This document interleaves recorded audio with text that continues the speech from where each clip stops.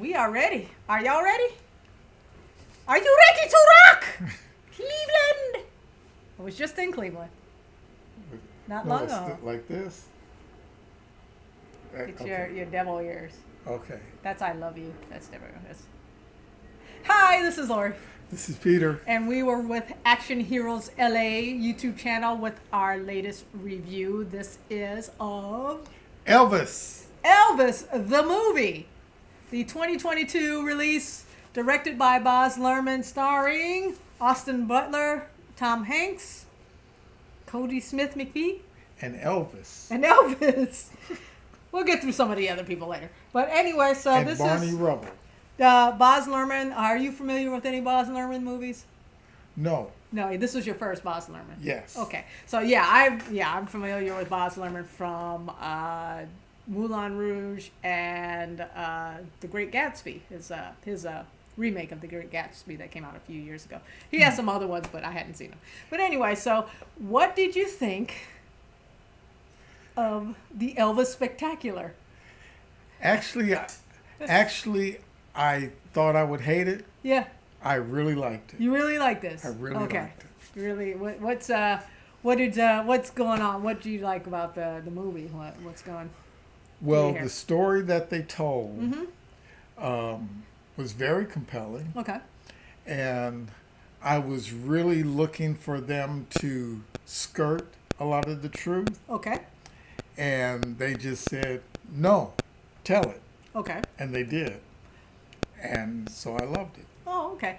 I'm not sure if I'm as familiar with Elvis's background story. Mm-hmm. So I'm hoping what we saw was, because they can take liberties with stuff. Right. I did go to look to see if he was really as close to B.B. King, because I didn't know he was friends with B.B. King.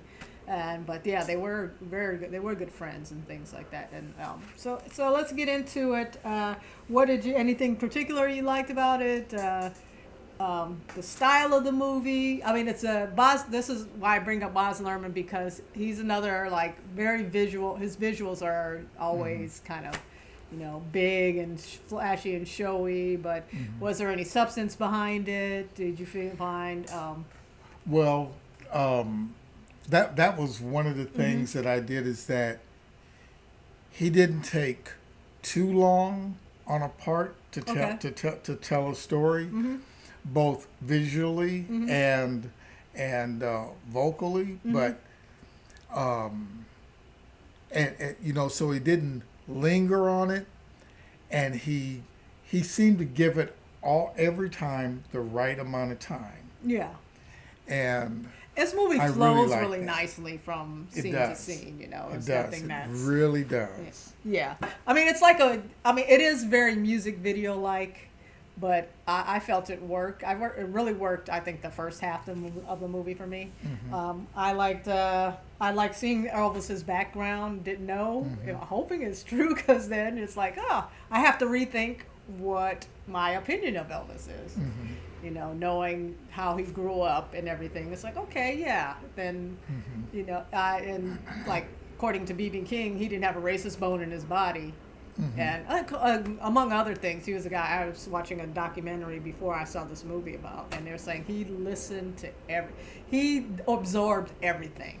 He was one of those things, absorb. He just constantly learning. He was very, very nice, very polite, Southern, yes ma'am, no ma'am, all the time. And he never changed in that respect. So, let's see. I do think one of the things that this movie, the performance by Austin Butler, who plays Elvis, that was getting a lot of buzz, I was like, okay, I got to see this movie. And his performance does live up to the hype. I thought he did an amazing job. He did. Elvis was a very dynamic performer, and Austin Butler is a very dynamic performer and was able to I don't know. He was channeling Elvis to me. Yes, because the thing that I really liked is that when he needed to be on stage, when he needed to be a performer, when he needed to push it, it looked like he and the director were on the same page, and they pushed it. Yeah. And then when he was behind scenes and needed to act out a part, and present a message, he did that very well. Yeah, too. he's just really he's worth all the accolades he's getting in this movie, and I think for me, the performance kind of carries the movie more. Like I said, I thought the first half of this movie was great, but I start losing interest kind of in the second half. And one of the problems is they try to cover Elvis's whole life, and this movie is 2 hours and 39 minutes, which is long. But you can't really justify somebody's whole life in that amount of time, and they just kind of like hit on certain points after the stuff when he was young was just like really amazing and interesting, and then I was like, okay, now he's got to meet Priscilla, he's got to go in the army, he's got to do movies, he's got to, it didn't. I think it just went too fast. It's like, okay, check that off, check that off, check that off. I mean, Elvis's life without really building enough to see how it affected him. Well, you see, I kind of looked at it as when he was a kid, whoever the kid the guy who played him. Young Elvis, like really young Elvis. So I have his name. What was his name? You can get it. No, that wasn't. Well, see, the thing is, I think you liked him. I didn't care for him. You didn't care for the guy, the little when he played young Elvis. Yeah, and that story. Okay. And maybe it needed to be presented in that way. It just took too long for me. What is that? Shadon J. Okay. Yeah. Oh, really? I like that. I like that it showed that Elvis, his family was poor. His dad got in trouble for passing a bad trick and went to jail. So he and his mom had to move into a black neighborhood. And so his musical influences, it's like, okay, I never knew that. That makes a lot of sense. Right. So you don't see so much. Elvis gets criticized, you're just stealing black artist stuff. But he was, he grew, that was the environment he grew up in. And that's what he absorbed. And that's what he, sang. So it was really from the heart, which is probably why he was so effective. And then, so you didn't like the kid, huh? No, I didn't like the kid too much. But like I said, they don't show him that long. It might have been part of the story, and they had to put that in there. They had to bring that. Did you not like the story, the line, or it was just the kid just threw you off? I think just the kid just threw me off. I loved it because I went to the revival church, the tent church, and he caught the spirit. I kind of love that scene, and. But to me, it looked like he was just acting, and he was trying. He was trying too hard for you. Right. Okay. Whereas once we got to Elvis singing on stage. It was just I don't wham, I don't expect him to match Austin Butler's dynamism, but I thought he was effective leading into where you would go, and that's like this way that's structured and stuff. It's like a music video. It moves fast. It cuts back and forth between a lot of stuff, but it's just really effective, and I love that. One of the things that Baz Luhrmann was able to do is like Elvis was known for his sexuality. Being very vulgar. His hip movements was considered very vulgar back then. That, TV shows would only show him from the waist up. And this movie, the way they filmed it, I was like, okay, I get, I thought they did a really effective job. It's like, this is why people were like screaming and flipping out and nervous, and women were falling over. They just like exaggerated that just well enough. So it was like, okay, I get. I get why, people back then would have been like. Yeah. Well, the first white boy with swagger. He had some swag. Boy had some swag. Yes, he did. But. So it was a good thing that kind of crippled boy taught him how to dance. Can't remember that part. Oh, yeah. Forrest Gump! Oh, jeez. That is not in this movie. Forrest Gump does not appear in this movie. But one of the things I wanted to get... He taught him how to dance. Oh, my, with the braces on his leg. But what I wanted to get... Because this is a Baz Luhrmann movie, and Baz Luhrmann does kind of things over the top. So, I think that's why... I mean, everything is... If you know what you're getting with this guy, then... all that worked for me. Well, no, I think that movie really worked. Mm-hmm. It did slow down a bit Mm-hmm. towards the end, Yeah. but I think it had to because it had to tell Well, that it was story trying to at tell that his pace. whole life. And Yeah. I think that was a problem for me. I think they should have just stuck to his youth, stuck to a certain period. And I think most music biopics should do this from now on and stuff. And But I thought if they would have done that, Mm-hmm. I'd have thought they were cheating. well, let's because I want to get to the movie where this movie kind of takes like inspiration from, and that in a way. Well, let's get to the one of the things going into this movie. Got Austin Butler was getting a lot of praise. Tom Hanks is in this movie. There was a lot of criticism of his accent that he was trying to do, and people were like really thrown off by it. And I think because I had heard people's criticisms, his accent didn't bother me by the time I saw the movie. I was like, I know he was going to have this weird kind of voice. So what did you think? His performance as Colonel Tom Parker, and that was Elvis's manager. And what did you think? Well, the accent didn't throw me off. Okay.